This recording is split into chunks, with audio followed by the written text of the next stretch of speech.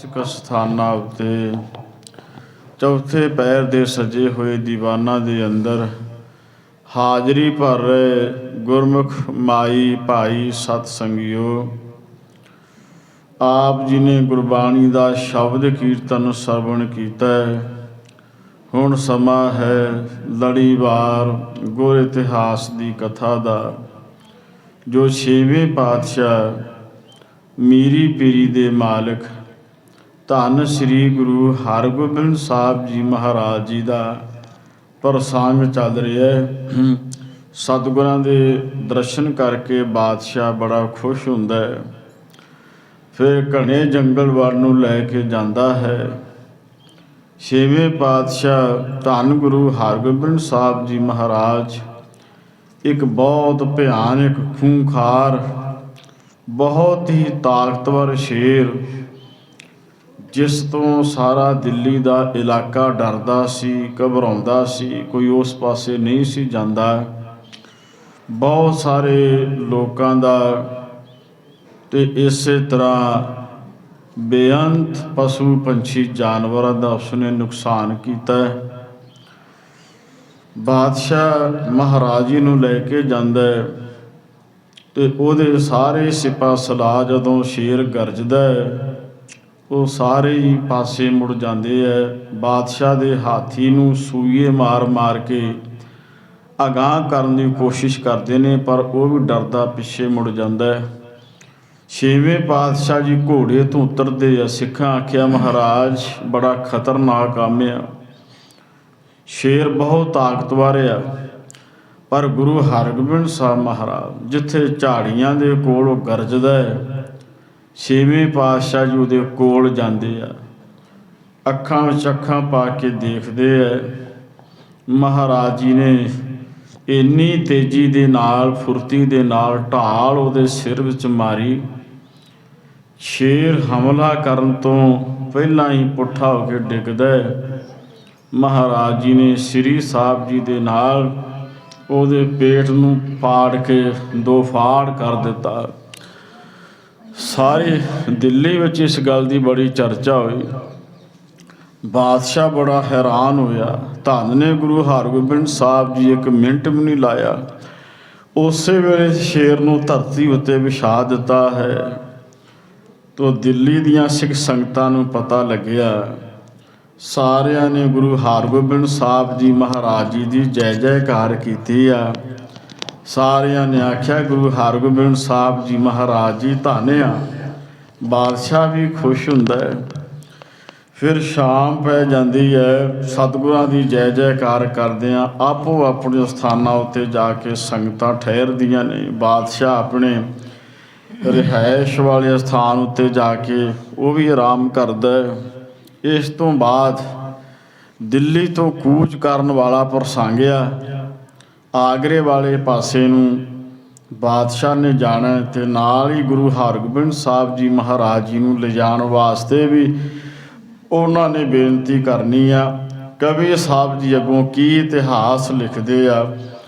ਸਾਰੀ ਸੰਗਤ ਮਾਈ ਭਾਈ ਇਸ ਲੜੀਵਾਰ ਗੁਰ ਇਤਿਹਾਸ ਨਾਲ ਜੁੜਦਿਆਂ ਹੋਇਆਂ ਆਪਣੀਆਂ ਮਨੋਬ੍ਰਿਤੀਆਂ ਨੂੰ ਇਕਾਗਰਚਿਤ ਕਰਦਿਆਂ ਹੋਇਆਂ ਗੁਰ ਇਤਿਹਾਸ ਨਾਲ ਜੁੜਦਿਆਂ ਹੋਇਆਂ ਮੁਖ ਨੂੰ ਕਰੋ ਪਵਿੱਤਰ ਤੇ ਸਾਰੀ ਸੰਗਤ ਉਚਾਰਨ ਕਰੋ ਜੀ, ਸਤਿਨਾਮ ਸ੍ਰੀ ਵਾਹਿਗੁਰੂ ਸਾਹਿਬ ਜੀ। ਰੱਖੋ ਜੀ, ਸਤਿਨਾਮ ਸ੍ਰੀ ਵਾਹਿਗੁਰੂ ਸਾਹਿਬ ਜੀ। ਦੋਹਰਾ ਬੀਤ ਗਈ ਸੋ ਜਾਮਨੀ ਕੀਨ ਸੋਚ ਇਸ਼ਨਾਨ।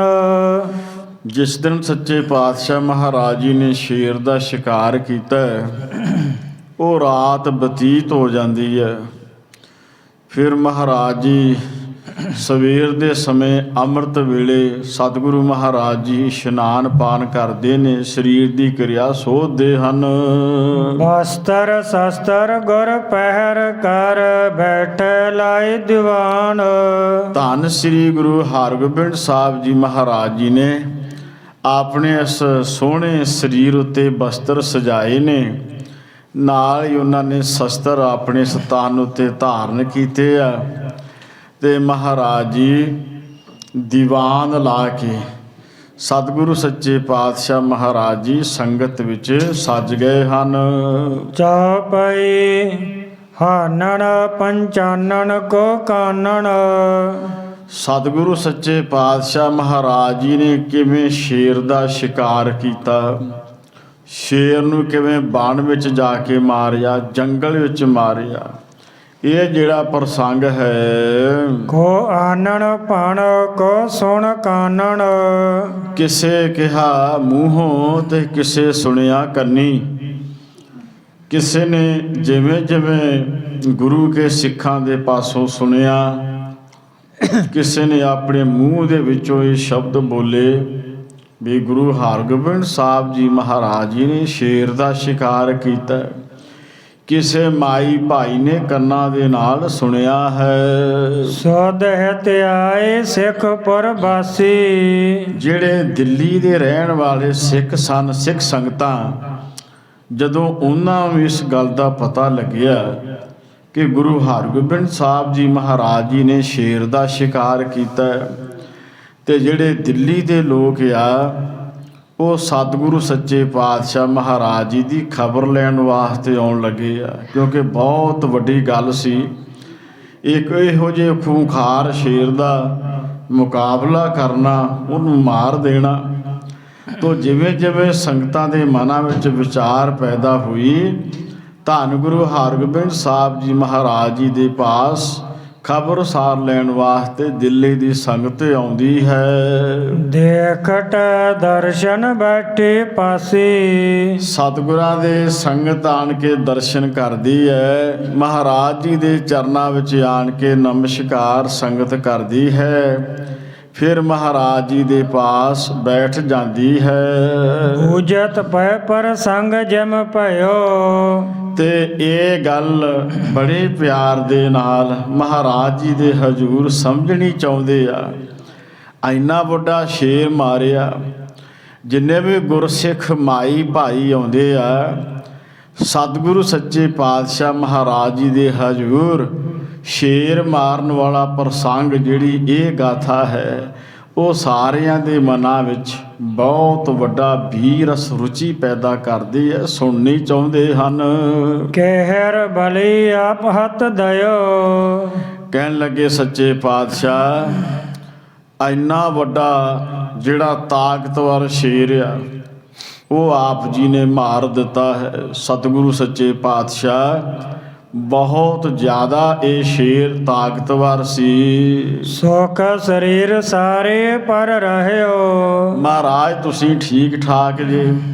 ਜਿਹੜੀ ਦਿੱਲੀ ਦੀ ਸੰਗਤ ਸਤਿਗੁਰਾਂ ਦੇ ਦਰਸ਼ਨ ਕਰਨ ਵਾਸਤੇ ਆਉਂਦੀ ਹੈ, ਧੰਨ ਗੁਰੂ ਹਰਗੋਬਿੰਦ ਸਾਹਿਬ ਜੀ ਮਹਾਰਾਜ ਜੀ ਨੂੰ ਪੁੱਛਦੀ ਹੈ, ਪਾਤਸ਼ਾਹ ਤੁਸੀਂ ਠੀਕ ਜੇ, ਸੁਖ ਸ਼ਾਂਤੀ ਹੈ, ਤੁਹਾਡਾ ਸਰੀਰ ਠੀਕ ਠਾਕ ਹੈ? ਨਖ ਕੋ ਘਾਤ ਨਹੀਂ ਕਿਤ ਲਹਿਓ। ਕਿਤੇ ਮਹਾਰਾਜ ਉਹਦੀਆਂ ਨੌਂਦਰਾਂ ਤੁਹਾਨੂੰ ਵੱਜੀਆਂ ਤੇ ਨਹੀਂ? ਕਿਉਂਕਿ ਸ਼ੇਰ ਨੂੰ ਮਾਰਨਾ ਕਿਤੇ ਸੌਖੀ ਗੱਲ ਆ। ਦਿੱਲੀ ਦੀ ਜਿਹੜੀ ਸੰਗਤ ਆ, ਛੇਵੇਂ ਪਾਤਸ਼ਾਹ ਮਹਾਰਾਜ ਜੀ ਨੂੰ ਆਣ ਕੇ ਬੇਨਤੀ ਕਰਦੀ ਆ, ਮਹਾਰਾਜ ਅਸੀਂ ਤੁਹਾਨੂੰ ਦੇਖਣ ਵਾਸਤੇ ਆਏ ਆ, ਤੁਹਾਡੇ ਦਰਸ਼ਨ ਕਰਨ ਵਾਸਤੇ ਆਏ ਆ, ਕਿਤੇ ਸ਼ੇਰ ਦੀ ਕੋਈ ਨੌਂਦਰ ਆਪ ਜੀ ਨੂੰ ਵੱਜੀ ਤੇ ਨਹੀਂ? ਕਿਉਂਕਿ ਬਹੁਤ ਤਿੱਖੀ ਹੁੰਦੀ ਹੈ, ਤੇ ਕਿਤੇ ਆਪ ਜੀ ਦੇ ਉੱਤੇ ਕੋਈ ਝੀਟ ਵੱਜੀ ਤੇ ਨਹੀਂ? ਸੱਚੇ ਪਾਤਸ਼ਾਹ ਮਹਾਰਾਜ ਅਸੀਂ ਇਹੋ ਕੁਛ ਆਪ ਜੀ ਦੇ ਪਾਸ ਪੁੱਛਣਾ ਚਾਹੁੰਦੇ ਹਾਂ। ਟੈਗ ਮਸੰਦ ਨੇ ਸਕਲ ਸੁਨਾਈ। ਸਤਿਗੁਰਾਂ ਦੇ ਪਾਸ ਇੱਕ ਗੁਰੂ ਘਰ ਦਾ ਬੈਠਾ ਹੋਇਆ ਮਸੰਦ, ਗੁਰੂ ਘਰ ਦਾ ਸੇਵਾਦਾਰ ਪ੍ਰਚਾਰਕ, ਉਹਨੇ ਫਿਰ ਉਹ ਆਈ ਹੋਈ ਜਿਹੜੀ ਸਿੱਖ ਸੰਗਤ ਆ, ਉਹਨਾਂ ਨੂੰ ਦੱਸਣਾ ਕੀਤਾ ਹੈ। ਜੰਬਕ ਸਮ ਸੁਖੈਨ ਲਿਆ ਕਾਈ। ਕਹਿਣ ਲੱਗੇ ਗੁਰੂ ਕੇ ਸਿੱਖੋ, ਛੇਵੇਂ ਪਾਤਸ਼ਾਹ ਜੀ ਨੇ ਤੇ ਸ਼ੇਰ ਇਉਂ ਮਾਰ ਦਿੱਤਾ ਜਿਵੇਂ ਕਿਸੇ ਗਿੱਦੜ ਨੂੰ ਸਹਿਜ ਸੁਭਾਏ ਮਾਰ ਦੇਈਦਾ। ਤੁਸੀਂ ਪੁੱਛਦੇ ਜੇ ਧੰਨ ਗੁਰੂ ਹਰਗੋਬਿੰਦ ਸਾਹਿਬ ਜੀ ਮਹਾਰਾਜ, ਤੁਹਾਨੂੰ ਕੋਈ ਨੌਂਦਰ ਤੇ ਨਹੀਂ ਵੱਜੀ, ਤੁਹਾਨੂੰ ਕੋਈ ਝਰੀਟ ਤੇ ਨਹੀਂ ਆਈ? ਕਿਉਂਕਿ ਬੜਾ ਤਾਕਤਵਰ ਬਲੀ ਹੁੰਦਾ, ਪਰ ਗੁਰੂ ਸਾਹਿਬ ਜੀ ਨੇ ਤੇ ਉਹਨੂੰ ਇਉਂ ਮਾਰ ਮੁਕਾਇਆ ਜਿਵੇਂ ਕਿਸੇ ਗਿੱਦੜ ਨੂੰ ਬਹੁਤ ਸੌਖੇ ਮਾਰ ਲਈਦਾ ਹੈ। ਇਤਨੈ ਮਹਿ ਵਜ਼ੀਰ ਖਾਂ ਆਇਓ। ਇਹ ਬਚਨ ਮਹਾਰਾਜ ਜੀ ਦੇ ਕੋਲ ਬੈਠੇ ਹੋਏ ਇੱਕ ਗੁਰੂ ਘਰ ਦੇ ਸੇਵਾਦਾਰ ਨੇ ਕੀਤੇ ਆ। ਇੰਨੇ ਸਮੇਂ ਨੂੰ ਕਵੀ ਸਾਹਿਬ ਜੀ ਲਿਖਦੇ ਆ, ਬਾਦਸ਼ਾਹ ਜਹਾਂਗੀਰ ਦਾ ਜਿਹੜਾ ਵਜ਼ੀਰ ਖਾਂ ਕਰਮਚਾਰੀ ਆ ਉਹ ਫੇਰ ਸੱਚੇ ਪਾਤਸ਼ਾਹ ਜੀ ਦੇ ਕੋਲ ਆਉਂਦਾ ਹੈ। ਹਾਥ ਜੋੜ ਕਰ ਸੀਸ ਨਵਾਇਓ। ਉਹਨੇ ਹੱਥ ਜੋੜੇ ਆ। ਇਹ ਬੇਸ਼ੱਕ ਮੁਗਲ ਪਠਾਨ ਪਰ ਗੁਰੂ ਹਰਗੋਬਿੰਦ ਸਾਹਿਬ ਜੀ ਦੇ ਚਰਨਾਂ ਦਾ ਮੁਰੀਦ ਬਣ ਗਿਆ। ਬੜਾ ਸ਼ਰਧਾਲੂ ਤੇ ਪ੍ਰੇਮੀ ਆ। ਮਹਾਰਾਜ ਜੀ ਦੇ ਚਰਨਾਂ ਵਿੱਚ ਵਜ਼ੀਰ ਖਾਂ ਸੀਸ ਨਵਾਉਂਦਾ ਹੈ। ਬੈਠਿਆ ਨਿਕਟ ਸੋ ਜਸ ਬਹੁ ਕਹਿਓ। ਸੱਚੇ ਪਾਤਸ਼ਾਹ ਮਹਾਰਾਜ ਜੀ ਦੇ ਕੋਲ ਬਹਿ ਗਿਆ। ਸਤਿਗੁਰਾਂ ਦੇ ਕੋਲ ਬਹਿ ਕੇ ਵਜ਼ੀਰ ਖਾਂ ਨੇ ਧੰਨ ਸ੍ਰੀ ਗੁਰੂ ਹਰਗੋਬਿੰਦ ਸਾਹਿਬ ਜੀ ਮਹਾਰਾਜ ਜੀ ਦਾ ਬਹੁਤ ਇਹਨੇ ਜਸ ਕੀਤਾ ਹੈ। ਬਾਦਸ਼ਾਹ ਆਪ ਟਿਕ ਆਵਣ ਚਾਹਿਓ। ਵਜ਼ੀਰ ਖਾਂ ਕਹਿਣ ਲੱਗਾ, ਸੱਚੇ ਪਾਤਸ਼ਾਹ ਬਾਦਸ਼ਾਹ ਵੀ ਤੁਹਾਡਾ ਬੜਾ ਜਸ ਕਰਦਾ ਹੈ, ਬੜਾ ਤੁਹਾਡੇ ਤੋਂ ਪ੍ਰਭਾਵਿਤ ਹੋਇਆ। ਹੁਣ ਫੇਰ ਤੁਹਾਡੇ ਕੋਲ ਬਾਦਸ਼ਾਹ ਗੁਰੂ ਹਰਗੋਬਿੰਦ ਸਾਹਿਬ ਜੀ ਮਹਾਰਾਜ ਤੁਹਾਡੇ ਪਾਸ ਆਉਣ ਲੱਗਿਆ ਹੈ। ਸ੍ਰੀ ਸਤਿਗੁਰ ਡੇਰੇ ਵਿੱਚ ਰਹੋ। ਵਜ਼ੀਰ ਖਾਂ ਨੇ ਬੇਨਤੀ ਕੀਤੀ ਕਿ ਧੰਨ ਗੁਰੂ ਹਰਗੋਬਿੰਦ ਸਾਹਿਬ ਜੀ ਮਹਾਰਾਜ ਮੇਰੀ ਇਹ ਬੇਨਤੀ ਆ। ਵਜ਼ੀਰ ਖਾਂ ਨੇ ਬੇਨਤੀ ਕੀਤੀ ਕਿ ਜਹਾਂਗੀਰ ਫੇਰ ਆਪ ਜੀ ਦੇ ਦਰਸ਼ਨ ਕਰਨ ਵਾਸਤੇ ਆ ਰਿਹਾ ਹੈ, ਤੁਸੀਂ ਕਿਰਪਾ ਕਰਨੀ, ਡੇਰੇ ਦੇ ਵਿੱਚ ਹੀ ਸੱਚੇ ਪਾਤਸ਼ਾਹ ਜੀ ਰਹਿਣਾ ਹੈ। ਨਹਿ ਆਗਵਨ ਇਹਾਂ ਕੋ ਚਾਹੋ। ਸੱਚੇ ਪਾਤਸ਼ਾਹ ਮਹਾਰਾਜ ਇਸ ਥਾਂ ਨੂੰ, ਇਹ ਮੇਰੀ ਬੇਨਤੀ ਆ, ਤੁਸੀਂ ਛੱਡਣਾ ਨਹੀਂ, ਭਾਵ ਇੱਥੋਂ ਜਾਣਾ ਨਹੀਂ ਕਿਸੇ ਪਾਸੇ। ਬਾਦਸ਼ਾਹ ਆਪ ਤੁਹਾਡੇ ਦਰਸ਼ਨ ਕਰਨ ਵਾਸਤੇ ਇਸੇ ਥਾਂ ਤੇ ਹੀ ਪਹੁੰਚ ਰਿਹਾ ਹੈ। ਤਿਮ ਕਹਿ ਮੋਕੋ ਪਠਿਓ ਅਗਾਰੀ। ਤਿਮ ਕਹਿ ਮੋਕੋ ਪਠਿਓ ਅਗਾਰੀ। ਉਹਨੇ ਫਿਰ ਬੇਨਤੀ ਕੀਤੀ, ਕਹਿਣ ਲੱਗਾ, ਮਹਾਰਾਜ ਬਾਦਸ਼ਾਹ ਤੁਹਾਡੇ ਚਰਨਾਂ ਵਿੱਚ ਪਹੁੰਚ ਰਿਹਾ ਹੈ। ਇਹ ਕਹਿ ਕੇ ਉਹਨੇ ਮੈਨੂੰ ਭੇਜਿਆ ਹੈ। ਹਾਂਜੀ। ਭਾਇਓ ਪ੍ਰਸੰਨ ਹੀਰ ਬਲ ਭਾਰੀ। ਕਹਿਣ ਲੱਗੇ ਵੀ ਬਹੁਤ ਤੁਹਾਡਾ ਜਿਹੜਾ ਬਲ ਹੈ, ਤੁਹਾਡੀ ਜਿਹੜੀ ਤਾਕਤ ਆ, ਜਿਹੜਾ ਭਾਰੀ ਬਲ ਆ, ਇਹਨੂੰ ਚੇਤੇ ਕਰ ਕਰਕੇ ਬਾਦਸ਼ਾਹ ਦੇ ਮਨ ਵਿੱਚ ਬੜੀ ਪ੍ਰਸੰਨਤਾ ਪੈਦਾ ਹੋਈ। ਉਹਦੇ ਮਨ ਵਿੱਚ ਬਹੁਤ ਖੁਸ਼ੀ ਪੈਦਾ ਹੋਈ ਹੈ। ਬੈਠ ਰਹਿਓ ਕਹਿ ਗੁਰ ਸਮੀਪ। ਇਹ ਗੱਲ ਕਰਕੇ ਜਿਹੜਾ ਵਜ਼ੀਰ ਖਾਂ ਉਹ ਸਤਿਗੁਰੂ ਮਹਾਰਾਜ ਜੀ ਦੇ ਪਾਸ ਬੈਠ ਜਾਂਦਾ ਹੈ ਤੇ ਕਾਫੀ ਸਮਾਂ ਵਜ਼ੀਰ ਖਾਂ ਗੁਰੂ ਹਰਗੋਬਿੰਦ ਸਾਹਿਬ ਜੀ ਦੇ ਪਾਸ ਬੈਠਦਾ ਹੈ। ਹੋਤ ਪਾਤਿਆਰ ਤੁਰਕ ਅਵਨੀਪ। ਉਧਰੋਂ ਬਾਦਸ਼ਾਹ ਜਹਾਂਗੀਰ ਉਹਨੇ ਤਿਆਰੀ ਕੀਤੀ ਆ ਗੁਰੂ ਹਰਗੋਬਿੰਦ ਸਾਹਿਬ ਜੀ ਮਹਾਰਾਜ ਜੀ ਦੇ ਚਰਨਾਂ ਵਿੱਚ ਪਹੁੰਚਣ ਵਾਸਤੇ।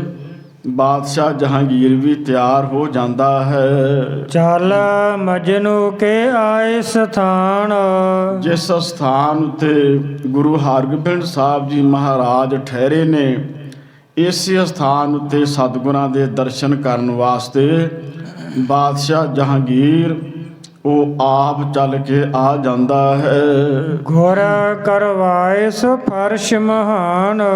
ਸਤਿਗੁਰੂ ਮਹਾਰਾਜ ਸੱਚੇ ਪਾਤਸ਼ਾਹ ਜੀ ਨੇ ਆਪਣੇ ਗੁਰੂ ਕੇ ਸਿੱਖਾਂ ਨੂੰ ਆਖਿਆ ਕਿ ਭਾਈ ਜਿਸ ਥਾਂ ਤੇ ਬਾਦਸ਼ਾਹ ਨੇ ਆਣ ਕੇ ਬੈਠਣਾ ਹੈ, ਉਸ ਥਾਂ ਉੱਤੇ ਉਹਦੇ ਬੈਠਣ ਵਾਸਤੇ ਸਾਫ ਤੇ ਵਧੀਆ ਪ੍ਰਬੰਧ ਕੀਤਾ ਜਾਏ। ਕਰ ਦਸਾਵਨ ਵੱਡ ਮਸਨੰਦ।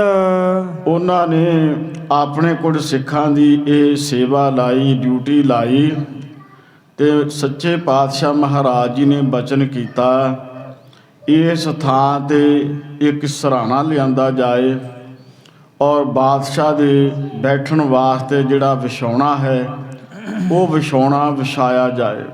ਜਿਵੇਂ ਗੱਦੀ ਲਾ ਕੇ ਬੈਠ ਜਾਈਦਾ ਹੈ ਤੇ ਉਹਦੇ ਪਿੱਛੇ ਇੱਕ ਸਿਰਹਾਣਾ ਵੀ ਲਾਇਆ ਜਾਏ। ਗਾਦੀ ਪਰ ਬੈਠੇ ਗੁਰ ਪੂਰੇ। ਸਤਿਗੁਰੂ ਗੁਰੂ ਹਰਗੋਬਿੰਦ ਸਾਹਿਬ ਜੀ ਮਹਾਰਾਜ ਜਿਹੜੇ ਪੂਰੇ ਸਤਿਗੁਰੂ ਆ, ਸੱਚੇ ਪਾਤਸ਼ਾਹ ਮਹਾਰਾਜ ਜੀ ਆਪ ਗੁਰਤਾ ਗੱਦੀ ਦੇ ਅਸਥਾਨ ਉਤੇ ਬਿਰਾਜਮਾਨ ਹਨ। ਚਾਮਰ ਚਲਹਿ ਚਲਾ ਚਲ ਰੂਰੇ। ਜਿੱਥੇ ਗੁਰੂ ਹਰਗੋਬਿੰਦ ਸਾਹਿਬ ਜੀ ਮਹਾਰਾਜ ਬਿਰਾਜਮਾਨ ਆ, ਇੱਕ ਗੁਰੂ ਕਾ ਸਿੱਖ ਮਾਈ ਭਾਈ ਸੱਚੇ ਪਾਤਸ਼ਾਹ ਜੀ ਦੇ ਸੀਸ ਉਤੇ ਉਹ ਚੌਰ ਸਾਹਿਬ ਦੀ ਸੇਵਾ ਕਰਦਾ ਹੈ। ਬੜਾ ਦੀਵਾਨ ਲਗਿਓ ਤਿਮ ਸਮੋ। ਉਸ ਸਮੇਂ ਮਾਨੋ ਕਿ ਵੱਡਾ ਦੀਵਾਨ ਲੱਗ ਗਿਆ ਹੈ, ਬਹੁਤ ਵੱਡਾ ਦੀਵਾਨ, ਤੇ ਦਿੱਲੀ ਦੀਆਂ ਕਾਫੀ ਸੰਗਤਾਂ ਗੁਰੂ ਹਰਗੋਬਿੰਦ ਸਾਹਿਬ ਜੀ ਮਹਾਰਾਜ ਜੀ ਦੇ ਚਰਨਾਂ ਵਿੱਚ ਪਹੁੰਚ ਗਈਆਂ ਹਨ। ਆਣ ਅਨੇਕ ਠਾਣ ਤੇ ਨਮੋ।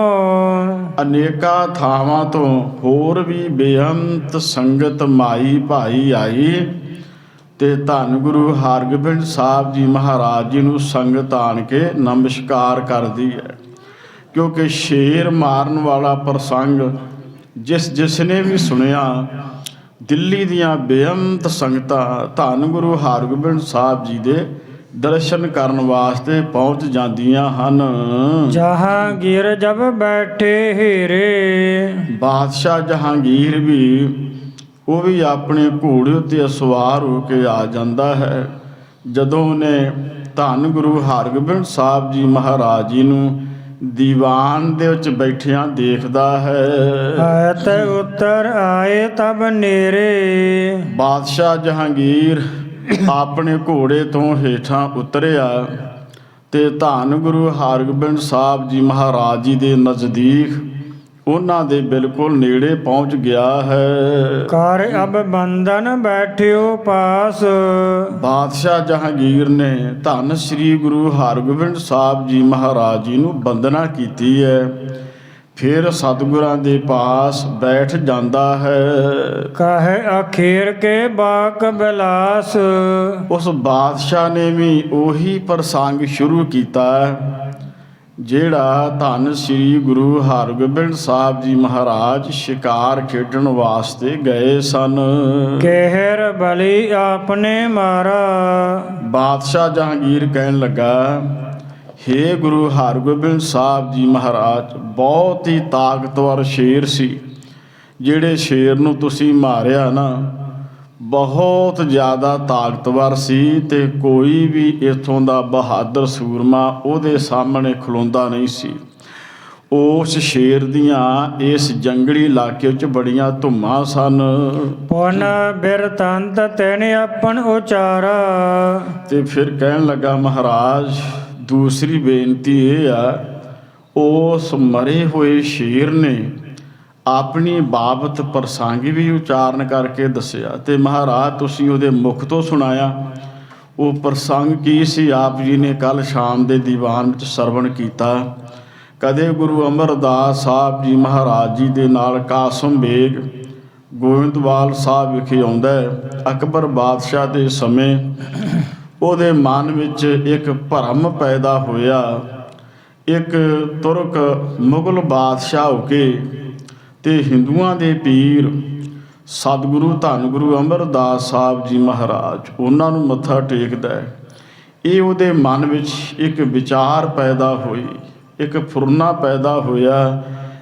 ਫਿਰ ਇਸ ਨੇ ਕੱਚਾ ਮਾਸ ਖਾਧਾ ਤੇ ਅਖੀਰ ਉਹ ਉਹਨੂੰ ਪਚਿਆ ਨਹੀਂ ਤੇ ਇਹੋ ਜਿਹੀ ਇਹਦੇ ਪੇਟ ਵਿੱਚ ਦਰਦ ਹੋਈ ਆ, ਜਿਸ ਦਰਦ ਦਾ ਕੋਈ ਵੀ ਦਵਾ ਦਾਰੂ ਇਲਾਜ ਹੋ ਨਹੀਂ ਸਕਿਆ। ਔਰ ਇਹ ਸੰਸਾ ਲੈ ਕੇ ਆਪਣੇ ਮਨ ਵਿੱਚ ਇਹਦੀ ਮੌਤ ਹੋ ਜਾਂਦੀ ਹੈ। ਇਸ ਸ਼ੇਰ ਦੇ ਮੌਤ ਤੋਂ ਬਾਅਦ ਆਕਾਸ਼ ਵਿੱਚ ਜਿਵੇਂ ਕੇਸਰੀ ਰੰਗ ਦਾ ਕੋਈ ਚਾਨਣ ਹੁੰਦਾ ਹੈ ਤੇ ਬਾਦਸ਼ਾਹ ਨੇ ਪੁੱਛਿਆ ਸੀ, ਮਹਾਰਾਜ ਇਹ ਕੀ ਆ? ਸਤਿਗੁਰੂ ਆਖਿਆ ਸੀ ਇਹ ਤੁਹਾਨੂੰ ਬੋਲ ਕੇ ਦੱਸੇਗਾ। ਜਿਵੇਂ ਦਰਖਤ ਤੋਂ ਬੈਠ ਕੇ ਕੋਈ ਬੰਦਾ ਬੋਲ ਕੇ ਸੁਣਾਉਂਦਾ ਹੈ। ਕਾਸਮ ਬੇਗ ਨੇ ਆਖਿਆ ਸੀ, ਬਾਦਸ਼ਾਹ ਜਹਾਂਗੀਰ ਮੈਂ ਅਕਬਰ ਬਾਦਸ਼ਾਹ ਦਾ ਕੋਈ ਫੌਜਾਂ ਦਾ ਅਹਿਲਕਾਰ ਸਾਂ। ਅਕਬਰ ਬਾਦਸ਼ਾਹ ਗੁਰੂ ਅਮਰਦਾਸ ਸਾਹਿਬ ਜੀ ਦੇ ਦਰਬਾਰ ਵਿੱਚ ਆਉਂਦਾ ਹੈ, ਸੇਵਾ ਨਿਮਰਤਾ ਦੇ ਨਾਲ ਆਇਆ, ਪਰ ਮੈਂ ਆਪਣੇ ਮਨ ਵਿੱਚ ਕੋਈ ਘਿਰਣਾ ਕਰ ਬੈਠਾ। ਕਹਿਣ ਲੱਗੇ ਬਸ ਮਾਸ ਖਾਂਦਿਆਂ ਮੇਰੀ ਵਾਸ਼ਨਾ ਉੱਥੇ ਟਿਕੀ।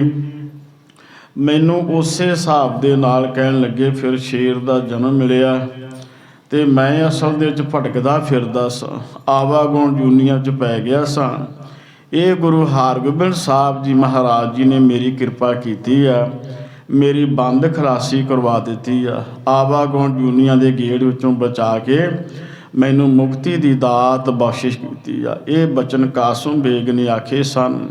ਸੋ ਕਹਿਣ ਲੱਗਾ ਬਾਦਸ਼ਾਹ ਜਹਾਂਗੀਰ, ਧੰਨ ਸ੍ਰੀ ਗੁਰੂ ਹਰਗੋਬਿੰਦ ਸਾਹਿਬ ਜੀ ਮਹਾਰਾਜ, ਤੁਸੀਂ ਧੰਨ ਜੇ, ਸ਼ਿਕਾਰ 'ਤੇ ਕੀਤਾ ਹੈ, ਸ਼ੇਰ ਨੂੰ ਮਾਰਿਆ, ਬਹੁਤ ਵੱਡਾ ਤਾਕਤਵਰ ਸ਼ੇਰ।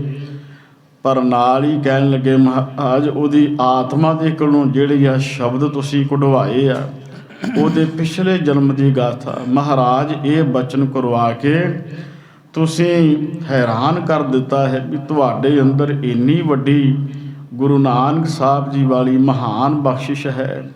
ਤੋ ਉਸ ਤੋਂ ਬਾਅਦ ਬਾਦਸ਼ਾਹ ਆਉਂਦਾ ਹੈ, ਧੰਨ ਗੁਰੂ ਹਰਗੋਬਿੰਦ ਸਾਹਿਬ ਜੀ ਮਹਾਰਾਜ ਜੀ ਨੂੰ ਬੇਨਤੀ ਕਰਦਾ ਹੈ ਕਿ ਸੱਚੇ ਪਾਤਸ਼ਾਹ ਤੁਸੀਂ ਉਸ ਸ਼ੇਰ ਦੇ ਕੋਲੋਂ ਆਹ ਗੱਲਾਂ ਸੁਣਾ ਕੇ ਪਿਛਲੇ ਜਨਮ ਵਾਲੀਆਂ, ਤੇ ਸੱਚੇ ਪਾਤਸ਼ਾਹ ਜੀ ਸਾਹਿਬ ਕਰਾਮਾਤ ਗੁਰ ਗਾਦੀ। ਇਹ ਤਾਂ ਧੰਨ ਗੁਰੂ ਨਾਨਕ ਸਾਹਿਬ ਜੀ ਮਹਾਰਾਜ ਜੀ ਦੀ ਜਿਹੜੀ ਗੁਰਤਾ ਗੱਦੀ ਆ, ਮਾਨੋ ਇਹਦੇ ਵਿੱਚ ਬਹੁਤ ਵੱਡੀਆਂ ਬਖਸ਼ਿਸ਼ਾਂ। ਮਨੁੱਖ ਕਿਹੜੀ ਜੂਨ ਵਿੱਚੋਂ ਆਇਆ, ਫਿਰ ਇਹ ਕਿੱਥੇ ਜਾਏਗਾ। ਗੁਰੂ ਨਾਨਕ ਸਾਹਿਬ ਜੀ ਦੇ ਘਰ ਦਾ ਬੜਾ ਵੱਡਾ ਗਿਆਨ।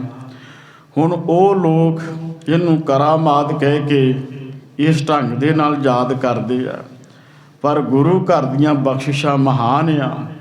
ਬਾਦਸ਼ਾਹ ਜਹਾਂਗੀਰ ਨੇ ਆਖਿਆ, ਸਤਿਗੁਰੂ ਜੀ ਤੁਸੀਂ ਤੇ ਮਹਾਨ ਬਖਸ਼ਿਸ਼ਾਂ ਕਰਨ ਵਾਲੇ ਹੋ। ਸਿੱਖਣ ਦਿਓ ਗਿਆਨ ਅਹਲਾਦੀ। ਜਿਹੜੇ ਆਪਣੇ ਸਿੱਖਾਂ ਨੂੰ ਅੱਲਾ ਦਾ ਗਿਆਨ ਦਿੰਦੇ ਜੇ, ਖੁਦਾ ਦੇ ਘਰ ਦਾ, ਆਪਣੀਆਂ ਸਿੱਖ ਸੰਗਤਾਂ ਨੂੰ ਰੱਬ ਨਾਲ ਜੋੜਦੇ ਜੇ। ਜਹਾਂਗੀਰ ਬਾਦਸ਼ਾਹ ਗੁਰੂ ਹਰਗੋਬਿੰਦ ਸਾਹਿਬ ਜੀ ਨੂੰ ਬੇਨਤੀ ਕਰਦਾ ਹੈ, ਸ਼੍ਰੀ ਗੁਰ ਹਰਗੋਬਿੰਦ ਸੁਨਤ ਉਚਾਰਾ। ਧੰਨ ਸ੍ਰੀ ਗੁਰੂ ਹਰਗੋਬਿੰਦ ਸਾਹਿਬ ਜੀ ਮਹਾਰਾਜ ਜੀ ਨੇ ਬਾਦਸ਼ਾਹ ਜਹਾਂਗੀਰ ਦੇ ਕੋਲੋਂ ਇਹ ਗੱਲਾਂ ਸੁਣੀਆਂ। ਫਿਰ ਮਹਾਰਾਜ ਜੀ ਆਪਣੇ ਮੁਖ ਵਿੱਚੋਂ ਉਚਾਰਨ ਕਰਦੇ ਹਨ, ਅੰਤ ਸਮੇਂ ਜਿਸ ਜਸ ਮਨ ਧਾਰਾ। ਕਹਿਣ ਲੱਗੇ ਜਿਸ ਨੇ ਜਿਹੋ ਜਿਹਾ ਮਨ ਵਿੱਚ ਧਾਰਿਆ ਹੈ, ਅੰਤ ਦੇ ਸਮੇਂ ਜਦੋਂ ਕਿਸੇ ਮਨੁੱਖ ਦਾ, ਜਦੋਂ ਕਿਸੇ ਬੰਦੇ ਦਾ ਅੰਤਲਾ ਸਮਾਂ, ਸਰੀਰ ਛੱਡਣ ਦਾ ਸਮਾਂ ਆ ਜਾਂਦਾ ਹੈ, ਭਾਵ ਮੌਤ ਦਾ ਸਮਾਂ ਆ ਜਾਂਦਾ ਹੈ, ਅਤੇ ਜਿਹੋ ਜਿਹਾ ਕੋਈ ਆਪਣੇ ਮਨ ਵਿੱਚ ਵਿਚਾਰ ਪੈਦਾ ਕਰਦਾ ਹੈ, ਜਿਹੋ ਜਿਹੀ ਕੋਈ ਆਪਣੇ ਮਨ ਵਿੱਚ ਇੱਛਾ ਪੈਦਾ ਕਰਦਾ ਹੈ, ਪਾਏ ਜੋ ਨ ਤਸ ਕਰਮ ਅਧੀਨ। ਉਹਦੇ ਕਰਮਾਂ ਦੇ ਅਧੀਨ। ਜਿਵੇਂ ਭਗਤ ਤਰਲੋਚਨ ਸਾਹਿਬ ਜੀ ਨੇ ਬਾਣੀ ਵਿੱਚ ਲਿਖਿਆ ਹੈ, ਅੰਤ ਕਾਲ ਜੋ ਲక్ష్ਮੀ ਸਿਮਰੈ, ਐਸੀ ਚਿੰਤਾ ਮੈਂ ਜੀ ਮਰੈ, ਸਰਪ ਜੂਨ ਵਾਲ ਵਾਲੇ ਅਵਤਰੈ। ਸੱਪ ਦੀ ਜੂਨ ਦੇ ਵਿੱਚ ਜਿਹਦਾ ਮਾਇਆ ਦੇ ਨਾਲ ਹੀ ਪਿਆਰ ਆ, ਅਖੀਰ ਉੱਤੇ ਜਾ ਕੇ ਆਖਿਆ, ਅੰਤ ਕਾਲ ਨਾਰਾਇਣ ਸਿਮਰੈ, ਐਸੀ ਚਿੰਤਾ ਮੈਂ ਜੀ ਮਰੈ, ਪੀਤੰਬਰ ਵਾਕਿ ਹਿਰਦੈ ਬਸੈ। ਜਿਹੜਾ ਰੱਬ ਨੂੰ ਚੇਤੇ ਕਰਦਾ ਹੈ, ਉਹਦਾ ਪਰਮਾਤਮਾ ਦੇ ਘਰ ਵਿੱਚ ਹੀ ਨਿਵਾਸ ਹੋ ਜਾਂਦਾ ਹੈ, ਆਵਾਗੁਣ ਜੂਨੀਆਂ ਤੋਂ ਬਚ ਜਾਂਦਾ ਹੈ। ਸਤਿਗੁਰੂ ਗੁਰੂ ਹਰਗੋਬਿੰਦ ਸਾਹਿਬ ਜੀ ਮਹਾਰਾਜ ਜੀ ਨੇ ਬਚਨ ਕੀਤਾ ਕਿ ਵੇਖ ਬਾਦਸ਼ਾਹ ਜਹਾਂਗੀਰ, ਅੰਤ ਦੇ ਸਮੇਂ ਜਿਸ ਤਰ੍ਹਾਂ ਦੀ ਵਿਚਾਰ ਕੋਈ ਆਪਣੇ ਮਨ ਵਿੱਚ ਧਾਰਦਾ ਹੈ, ਉਹਦੇ ਕਰਮਾਂ ਦੇ ਮੁਤਾਬਕ ਹੀ ਭੋਗਤ ਦੁੱਖ ਸੁਖ ਕਾ ਜਮਕੀਨ। ਜਿਵੇਂ ਉਸ ਨੇ ਕਰਮ ਕੀਤੇ ਆ, ਜਿਵੇਂ ਆਪਾਂ ਬਚਨ ਪੜ੍ਹਦੇ ਹਾਂ, ਕਰਮੀ ਆਪੋ ਆਪਣੀ ਕੇ ਨੇੜੇ ਕੇ ਦੂਰ, ਮੰਦਾ ਚੰਗਾ ਆਪਣਾ ਆਪੇ ਹੀ ਕੀਤਾ ਭਾਵਨਾ। ਤੋ ਪਾਤਸ਼ਾਹ ਕਹਿਣ ਲੱਗੇ, ਵੇਖ ਬਾਦਸ਼ਾਹ ਜਹਾਂਗੀਰ, ਜਿਹੋ ਜਿਹੇ ਕਿਸੇ ਮਨੁੱਖ ਨੇ ਕਰਮ ਕੀਤੇ ਹੁੰਦੇ ਆ ਅਤੇ ਮਰਨ ਲੱਗਿਆਂ ਜੈਸੀ ਉਹਦੀ ਵਾਸਨਾ ਹੁੰਦੀ ਹੈ, ਉਸੇ ਮੁਤਾਬਕ ਉਹਨੂੰ ਦੁੱਖ ਤੇ ਸੁੱਖ ਭੋਗਣੇ ਪੈਂਦੇ ਹਨ। ਘਟਕਾ ਏਕ ਬੈਠ ਕਰ ਬਾਦਸ਼ਾਹੂ। ਕਵੀ ਸਾਹਿਬ ਜੀ ਲਿਖਦੇ ਆ, ਇੱਕ ਘੜੀ ਜਿੰਨਾ ਸਮਾਂ, ਭਾਵ 24-25 ਮਿੰਟ ਬਾਦਸ਼ਾਹ ਜਹਾਂਗੀਰ ਧੰਨ ਸ੍ਰੀ ਗੁਰੂ ਹਰਗੋਬਿੰਦ ਸਾਹਿਬ ਜੀ ਮਹਾਰਾਜ ਜੀ ਦੇ ਪਾਸ ਬੈਠਾ ਰਿਹਾ। ਬੜੀ ਨਿਮਰਤਾ ਦੇ ਸਹਿਤ ਗੁਰੂ ਹਰਗੋਬਿੰਦ ਸਾਹਿਬ ਜੀ ਮਹਾਰਾਜ ਜੀ ਦੇ ਦਰਸ਼ਨ ਕਰਦਾ ਰਿਹਾ ਹੈ। ਗਮਣਿਆ ਪੁਨ ਔਰ ਧਾਰ ਓ ਮਾਹੂ। ਉਹਦੇ ਮਨ ਵਿੱਚ ਬੜਾ ਉਤਸ਼ਾਹ ਪੈਦਾ ਹੋਇਆ। ਗੁਰੂ ਹਰਗੋਬਿੰਦ ਸਾਹਿਬ ਜੀ ਮਹਾਰਾਜ ਜੀ ਦੇ ਦਰਸ਼ਨ ਕਰਕੇ ਕਿਵੇਂ ਸਤਿਗੁਰੂ ਮਹਾਰਾਜ ਜੀ ਨੇ ਸ਼ੇਰ ਨੂੰ ਮਾਰਿਆ, ਉਸ ਗੱਲ ਨੂੰ ਯਾਦ ਕਰ ਕਰਕੇ ਇਹ ਬਾਦਸ਼ਾਹ ਜਹਾਂਗੀਰ ਧੰਨ ਸ੍ਰੀ ਗੁਰੂ ਹਰਗੋਬਿੰਦ ਸਾਹਿਬ ਜੀ ਮਹਾਰਾਜ ਜੀ ਦੇ ਪ੍ਰਤੀ ਆਪਣੇ ਮਨ ਵਿੱਚ ਬੜਾ ਪਿਆਰ ਪੈਦਾ ਕਰਦਾ ਹੈ। ਇਸ ਪ੍ਰਕਾਰ ਬੀਤੇ ਦਿਨ ਕੀਤੇ। ਇਸ ਢੰਗ ਦੇ ਨਾਲ ਕਈ ਦਿਨ ਦਾ ਜਿਹੜਾ ਸਮਾਂ ਹੈ ਉਹ ਕਈ ਦਿਨਾਂ ਦਾ ਸਮਾਂ ਬਤੀਤ ਹੋ ਗਿਆ ਹੈ। ਸਤਿਗੁਰ ਨਿਜ ਸਿੱਖਣ ਸੁਖ ਦਿੱਤੇ। ਧੰਨ ਸ੍ਰੀ ਗੁਰੂ ਹਰਗੋਬਿੰਦ ਸਾਹਿਬ ਜੀ ਮਹਾਰਾਜ ਆਪਣੇ ਸਿੱਖਾਂ ਪਿਆਰਿਆਂ ਨੂੰ ਆਤਮਿਕ ਸੁੱਖ ਦਿੰਦੇ ਹਨ। ਪੁਰ ਤੇ ਸਿੱਖ ਸੰਗਤ ਚੱਲ ਆਵੇ। ਦਿੱਲੀ ਦੀਆਂ ਸੰਗਤਾਂ ਜਿਵੇਂ ਜਿਵੇਂ ਸੁਣਦੀਆਂ ਨੇ ਕਿ ਧੰਨ ਸ੍ਰੀ ਗੁਰੂ ਹਰਗੋਬਿੰਦ ਸਾਹਿਬ ਜੀ ਮਹਾਰਾਜ ਮਜਨੂ ਕੇ ਟਿੱਲੇ ਵਿਖੇ ਆਏ ਆ, ਸਤਿਗੁਰਾਂ ਨੇ ਬਹੁਤ ਵੱਡੇ ਖੂੰਖਾਰ ਸ਼ੇਰ ਦਾ ਸ਼ਿਕਾਰ ਕੀਤਾ ਹੈ। ਜਿਵੇਂ ਜਿਵੇਂ ਦਿੱਲੀ ਦੀਆਂ ਸਿੱਖ ਸੰਗਤਾਂ ਨੂੰ ਪਤਾ ਚੱਲਦਾ ਹੈ, ਭੈ ਬਲੋਚਨ ਕੋ ਫਲ ਪਾਵੇ। ਬੇਅੰਤ ਸੰਗਤ ਮਾਈ ਭਾਈ ਪਰਿਵਾਰਾਂ ਸਮੇਤ ਆਉਂਦੀ ਆ। ਧੰਨ ਸ੍ਰੀ ਗੁਰੂ ਹਰਗੋਬਿੰਦ ਸਾਹਿਬ ਜੀ ਮਹਾਰਾਜ ਜੀ ਦੇ ਸੰਗਤ ਦਰਸ਼ਨ ਕਰਦੀ ਆ। ਦਰਸ਼ਨ ਪਰਸਨ ਕਰਕੇ ਮਹਾਰਾਜ ਜੀ ਦੇ ਪਾਸੋਂ ਆਗਿਆ ਲੈ ਕੇ ਫੇਰ ਸੰਗਤ ਜਾਂਦੀ ਹੈ। ਭੈ ਬਲੋਚਨ ਕੋ ਫਲ ਪਾਵੇ। ਮਹਾਰਾਜ ਸੱਚੇ ਪਾਤਸ਼ਾਹ ਜੀ ਦੇ ਨੇਤਰਾਂ ਦੇ ਹੋਣ ਦਾ ਸੰਗਤ ਦਰਸ਼ਨ ਕਰਦੀ ਆ ਤੇ ਫਿਰ ਇਸੇ ਤਰ੍ਹਾਂ ਸੰਗਤ ਨੂੰ ਬੜਾ ਹੀ ਫਲ ਜਿਹੜਾ ਸਤਿਗੁਰਾਂ ਦੇ ਦਰਸ਼ਨ ਦਾ ਪ੍ਰਾਪਤ ਹੁੰਦਾ ਹੈ। ਚੰਦ ਬਦਨ ਕੋ ਦਰਸ਼ਨ ਕਰ ਕਰ। ਜਿਵੇਂ ਚੰਦਰਮਾ ਦੇ ਦਰਸ਼ਨ ਕਰਦੀ ਹੈ ਚਕੋਰ ਤੇ ਉਹਦੇ ਮਨ ਵਿੱਚ ਬੜੀ ਖੁਸ਼ੀ ਹੁੰਦੀ ਆ। ਸਤਿਗੁਰੂ ਸੱਚੇ ਪਾਤਸ਼ਾਹ ਮਹਾਰਾਜ ਜੀ ਦੇ ਦਰਸ਼ਨ ਕਰਕੇ ਮੁਖ ਦੇ ਸੰਗਤ ਬੜੀ ਨਿਹਾਲ ਹੁੰਦੀ ਹੈ। ਬੈਠਤ ਨਿਕਟ ਆਨੰਦ ਔਰ ਭਰ ਭਰ।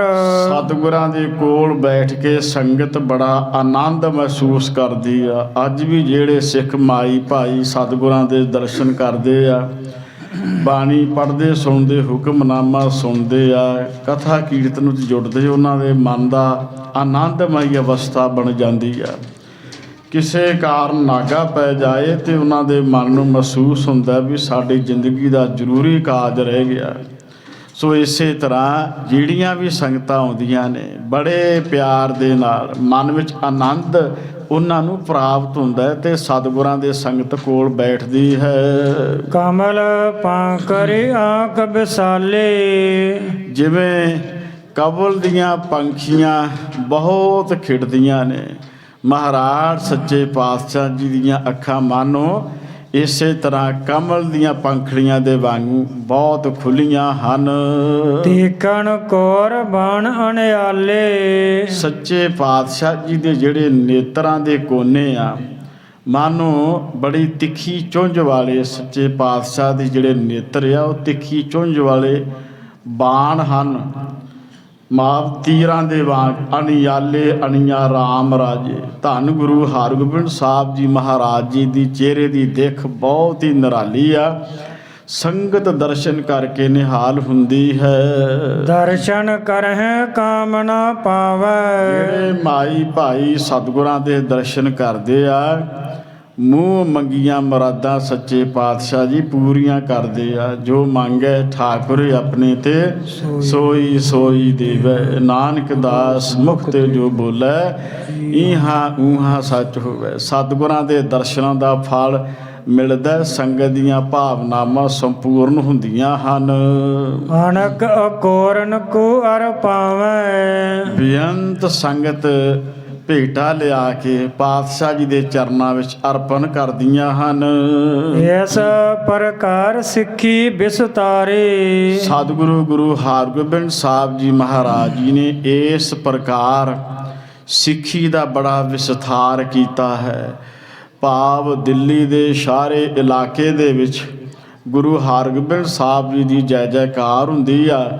ਜਿਹੜੇ ਜਿਹੜੇ ਉੱਥੋਂ ਦੇ ਕੋਈ ਮਾਈ ਭਾਈ ਸੁਣਦੇ ਆ, ਭਾਵਾਂ ਕੋਈ ਮੁਸਲਮਾਨ ਆ ਕੋਈ ਹਿੰਦੂ ਭਰਾ, ਸਾਰੇ ਗੁਰੂ ਹਰਗੋਬਿੰਦ ਸਾਹਿਬ ਜੀ ਦੇ ਚਰਨਾਂ ਦੇ ਮੁਰੀਦ ਬਣਦੇ ਹਨ। ਕਰਨ ਪਿਆਨ ਬਾਦਸ਼ਾਹ ਭਾ ਤਿਆਰੇ। ਹੁਣ ਜਿਹੜਾ ਬਾਦਸ਼ਾਹ ਜਹਾਂਗੀਰ ਆ, ਬਾਦਸ਼ਾਹ ਜਹਾਂਗੀਰ ਨੇ ਦਿੱਲੀ ਤੋਂ ਬਾਹਰ ਜਾਣ ਵਾਸਤੇ ਕੋਈ ਤਿਆਰੀ ਕੀਤੀ ਹੈ। ਪਠਿਆ ਵਜ਼ੀਰ ਖਾਨ ਕੋ ਤਬੈ।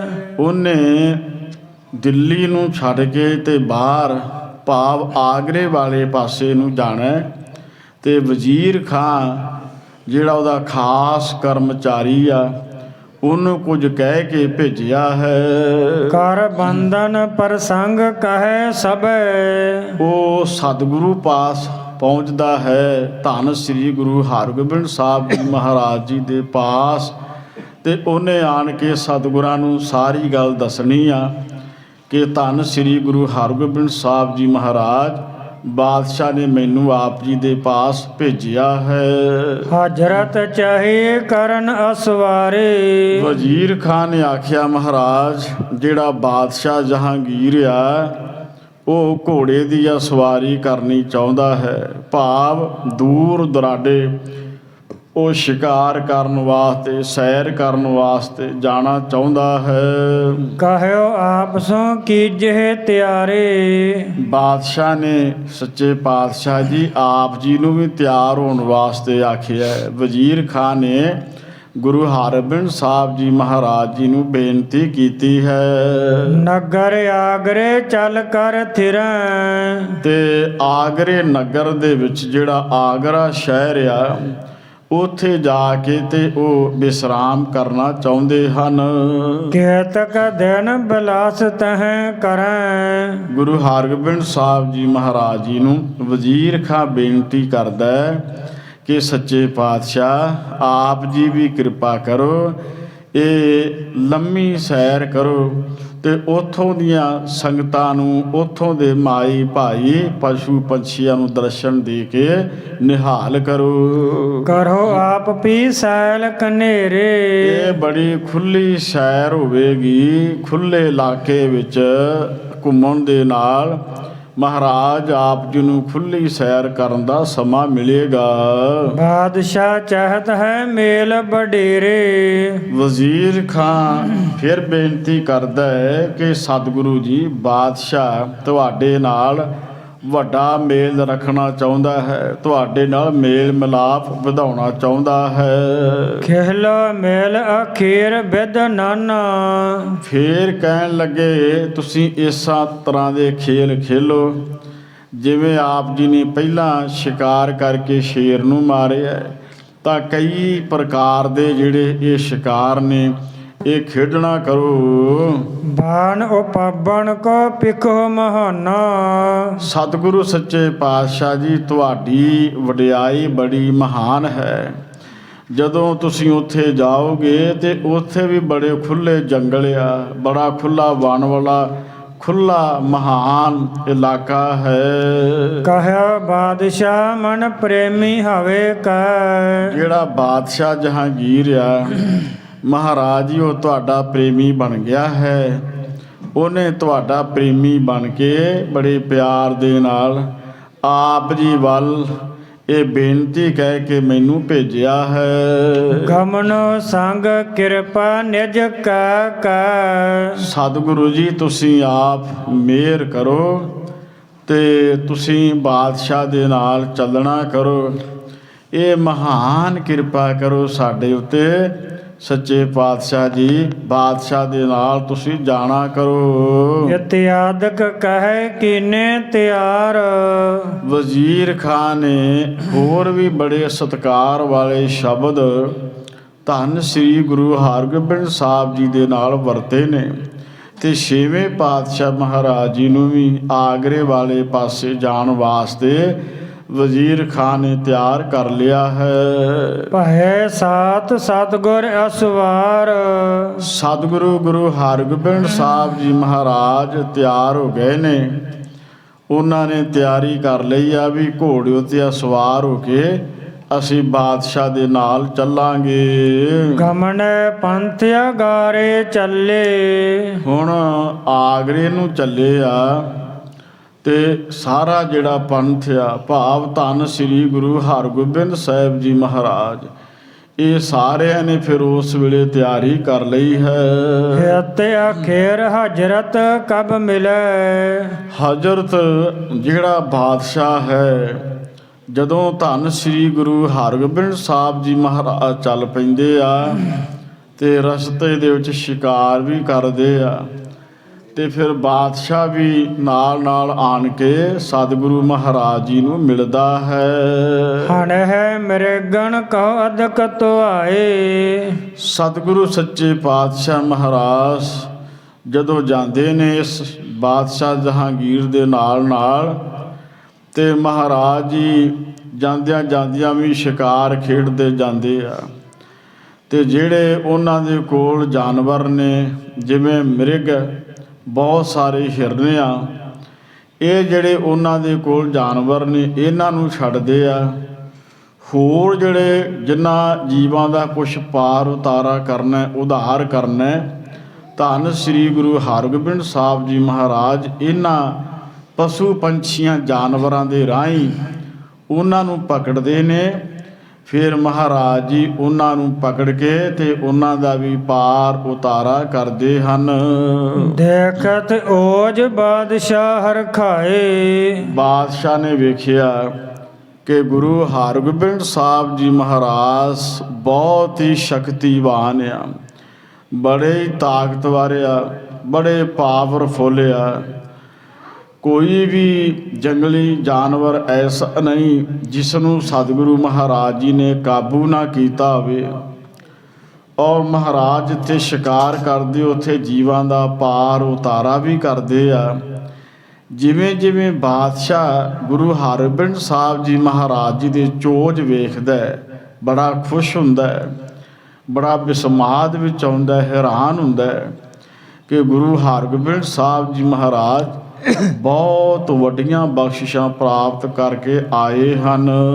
ਏਮ ਕਰਮ ਕਰਮ ਤੇ ਪਹੁੰਚੇ ਜਾਏ। ਇਹ ਕਰਮ ਕਰਦਿਆਂ ਕਰਦਿਆਂ, ਭਾਵ ਰਸਤੇ ਦੇ ਵਿੱਚ ਵੀ ਜਾਂਦਿਆਂ ਸ਼ਿਕਾਰ ਖੇਡਦੇ ਜਾਂਦੇ ਆ।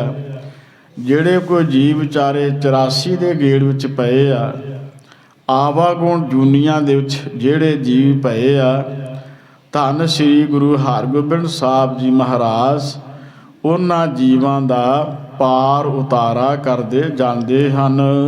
ਤੇਰੇ ਆਗਰੇ ਪਿਖ ਸ਼ੁਭ ਥਾਈ। ਹੌਲੀ ਹੌਲੀ ਸਫ਼ਰ ਕਰਦਿਆਂ ਕਰਦਿਆਂ ਸਤਿਗੁਰੂ ਗੁਰੂ ਹਰਗੋਬਿੰਦ ਸਾਹਿਬ ਜੀ ਮਹਾਰਾਜ ਆਗਰੇ ਵਿਖੇ ਪਹੁੰਚ ਜਾਂਦੇ ਆ। ਸ਼ੁਭ ਥਾਈ, ਸ਼ੁਭ ਥਾਂ ਉੱਥੇ ਵੇਖਦੇ ਆ, ਜਿਸ ਥਾਂ 'ਤੇ ਸਤਿਗੁਰੂ ਗੁਰੂ ਹਰਗੋਬਿੰਦ ਸਾਹਿਬ ਜੀ ਮਹਾਰਾਜ ਜੀ ਨੇ ਡੇਰਾ ਕਰਨਾ ਹੈ, ਜਿੱਥੇ ਜਾ ਕੇ ਉਹਨਾਂ ਨੇ ਪੜਾਅ ਕਰਨਾ। ਜਿਵੇਂ ਅੱਜ ਵੀ ਦਲ ਪੰਥ ਨਿਹੰਗ ਸਿੰਘ ਜਥੇਬੰਦੀਆਂ ਦੇ ਜਾਂਦੇ ਆ, ਘੋੜਿਆਂ ਦੇ ਉੱਤੇ ਸਵਾਰ ਹੁੰਦੇ ਆ, ਚੰਗੀ ਸਾਫ਼ ਥਾਂ ਵੇਖ ਕੇ ਉਹ ਤੰਬੂ ਕਨਾਤਾ ਲਾਉਂਦੇ ਆ, ਆਪਣਾ ਪੜਾਅ ਕਰਦੇ ਆ। ਇਸੇ ਤਰ੍ਹਾਂ ਧੰਨ ਗੁਰੂ ਹਰਗੋਬਿੰਦ ਸਾਹਿਬ ਜੀ ਮਹਾਰਾਜ ਤੇ ਗੁਰੂ ਕੇ ਸਿੱਖਾਂ ਨੇ ਕੋਈ ਚੰਗੀ ਸ਼ੁਭ ਥਾਂ ਜਗ੍ਹਾ ਵੇਖੀ ਆ, ਆਗਰੇ ਵਿਖੇ ਜਾ ਕੇ ਫਿਰ ਉੱਥੇ ਗੁਰੂ ਹਰਗੋਬਿੰਦ ਸਾਹਿਬ ਜੀ ਮਹਾਰਾਜ ਉਸ ਥਾਂ 'ਤੇ ਪਹੁੰਚਦੇ ਹਨ। ਕਬ ਕਬ ਮਿਲਹਿ ਨਿਕਟ ਬੁਲਾਵੇ। ਸਤਿਗੁਰੂ ਸੱਚੇ ਪਾਤਸ਼ਾਹ ਮਹਾਰਾਜ ਰਸਤੇ ਵਿੱਚ ਸਫ਼ਰ ਕਰਦਿਆਂ ਕਰਦਿਆਂ ਕਈ ਵਾਰੀ ਬਾਦਸ਼ਾਹ ਦੇ ਨਾਲ ਮਿਲਾਪ ਹੁੰਦਾ ਤੇ ਨੇੜਿਓਂ ਮਿਲਦੇ ਆ। ਬਾਦਸ਼ਾਹ ਜਹਾਂਗੀਰ ਗੁਰੂ ਹਰਗੋਬਿੰਦ ਸਾਹਿਬ ਜੀ ਮਹਾਰਾਜ ਜੀ ਦੇ ਨੇੜੇ ਆਉਂਦਾ, ਸਤਿਗੁਰਾਂ ਦੇ ਦਰਸ਼ਨ ਕਰਦਾ। ਇਹ ਰਸਤੇ ਨੂੰ ਤੈਅ ਕਰਦਿਆਂ, ਸਫ਼ਰ ਤੈਅ ਕਰਦਿਆਂ ਕਰਦਿਆਂ ਕਈ ਵਾਰੀ ਇੱਕ ਦੂਸਰੇ ਦੇ ਨਾਲ ਬਾਦਸ਼ਾਹ ਦਾ ਧੰਨ ਗੁਰੂ ਹਰਗੋਬਿੰਦ ਸਾਹਿਬ ਜੀ ਦੇ ਨਾਲ ਮਿਲਾਪ ਹੁੰਦਾ ਹੈ। ਸਤਿਗੁਰਾਂ ਦੇ ਨਾਲ ਇਸ ਤਰ੍ਹਾਂ ਮੇਲ ਮਿਲਾਪ ਕਰਦਿਆਂ ਕਰਦਿਆਂ ਪਹੁੰਚ ਜਾਂਦੇ ਹਨ। ਹੋਏ ਇਕੱਠੇ ਵਹਿਰ ਸਦਾਵੇ। ਹੁਣ ਇਕੱਠੇ ਹੋ ਗਏ ਆ। ਸਤਿਗੁਰੂ ਗੁਰੂ ਹਰਗੋਬਿੰਦ ਸਾਹਿਬ ਜੀ ਮਹਾਰਾਜ ਤੇ ਬਾਦਸ਼ਾਹ ਜਹਾਂਗੀਰ ਆਗਰੇ ਵਿਖੇ ਜਿੱਥੇ ਜਾ ਕੇ ਪੜਾਅ ਕਰਦੇ ਆ, ਜਿੱਥੇ ਜਾ ਕੇ ਤੰਬੂ ਲਗਾਉਂਦੇ ਆ, ਉਸ ਥਾਂ ਤੇ ਫਿਰ ਇਹਨਾਂ ਦਾ ਆਪਸੀ ਮਿਲਾਪ ਹੁੰਦਾ ਹੈ। ਉੱਥੇ ਪਹੁੰਚ ਕੇ ਫਿਰ ਬਾਦਸ਼ਾਹ ਜਹਾਂਗੀਰ ਨੇ ਗੁਰੂ ਹਰਗੋਬਿੰਦ ਸਾਹਿਬ ਜੀ ਮਹਾਰਾਜ ਜੀ ਨੂੰ ਇੱਕ ਬੇਨਤੀ ਕਰਨੀ ਆ ਵੀ ਮੈਂ ਵੀ ਬਾਦਸ਼ਾਹ, ਪਰ ਲੋਕ ਤੁਹਾਨੂੰ ਸੱਚਾ ਪਾਤਸ਼ਾਹ ਕਿਉਂ ਕਹਿੰਦੇ ਆ। ਇਸ ਬਾਦਸ਼ਾਹ ਨੇ ਗੁਰੂ ਹਰਗੋਬਿੰਦ ਸਾਹਿਬ ਜੀ ਮਹਾਰਾਜ ਜੀ ਦੇ ਨਾਲ ਇਹ ਸਵਾਲ ਕਰਨਾ ਤੇ ਛੇਵੇਂ ਪਾਤਸ਼ਾਹ ਮਹਾਰਾਜ ਜੀ ਨੇ ਜਵਾਬ ਦੇਣਾ ਕਿ ਭਾਈ ਅਸੀਂ ਕਿਸੇ ਨੂੰ ਨਹੀਂ ਕਹਿੰਦੇ ਵੀ ਸਾਨੂੰ ਸੱਚਾ ਪਾਤਸ਼ਾਹ ਆਖੋ। ਇਹ ਤੇ ਸੰਗਤ ਦੀ ਭਾਵਨਾ ਹੈ। ਜਿਵੇਂ ਨਿਰੰਕਾਰ ਸੰਗਤ ਦੀ ਭਾਵਨਾ ਪੂਰੀ ਕਰਦਾ ਹੈ ਤੇ ਸੰਗਤ ਦੇ ਮਨ ਵਿੱਚ ਰੱਬੀ ਬਚਨ ਪੈਦਾ ਹੁੰਦੇ ਆ ਤੇ ਗੁਰੂ ਨਾਨਕ ਸਾਹਿਬ ਜੀ ਦੇ ਘਰ ਦੀ ਉਹ ਵਡਿਆਈ ਕਰਦੇ ਆ। ਜੇ ਤੁਸੀਂ ਦੇਖਣਾ ਤੇ ਤੁਹਾਨੂੰ ਆਪਣੇ ਆਪ ਹੀ ਪਤਾ ਲੱਗ ਜਾਏਗਾ। ਫਿਰ ਉਹ ਕਿਵੇਂ ਘਾਈ ਸਿਖਾਏਗਾ ਤੇ ਗੁਰੂ ਹਰਗੋਬਿੰਦ ਸਾਹਿਬ ਜੀ ਮਹਾਰਾਜ ਜੀ ਨੂੰ ਮੱਥਾ ਟੇਕੇਗਾ। ਭੁਲੇਖੇ ਦੇ ਨਾਲ ਜਹਾਂਗੀਰ ਕੋਲ ਜਾਂਦਾ ਹੈ ਤੇ ਫਿਰ ਉਸ ਤੋਂ ਬਾਅਦ ਜਦੋਂ ਪਤਾ ਲੱਗਦਾ ਵੀ ਇਹ ਤਾਂ ਦੁਨਿਆਵੀ ਬਾਦਸ਼ਾਹ ਘਾਹ ਦੀ ਪੰਡ ਟਕਾ ਚੁੱਕ ਕੇ ਗੁਰੂ ਹਰਗੋਬਿੰਦ ਸਾਹਿਬ ਜੀ ਦੇ ਕੋਲ ਜਾ ਕੇ ਮਹਾਰਾਜ ਜੀ ਨੂੰ ਸੱਚਾ ਪਾਤਸ਼ਾਹ ਕਹਿ ਕੇ ਗੁਰੂ ਹਰਗੋਬਿੰਦ ਸਾਹਿਬ ਜੀ ਦੇ ਚਰਨਾਂ ਉੱਤੇ ਨਮਸਕਾਰ ਕਰਦਾ। ਉਹ ਜਿਹੜਾ ਬਾਕੀ ਪ੍ਰਸੰਗ ਆ ਉਹ ਆਪਾਂ ਕੱਲ੍ਹ ਨੂੰ ਉਸ ਪ੍ਰਸੰਗ ਦੀ ਆਰੰਭਤਾ ਕਰਾਂਗੇ।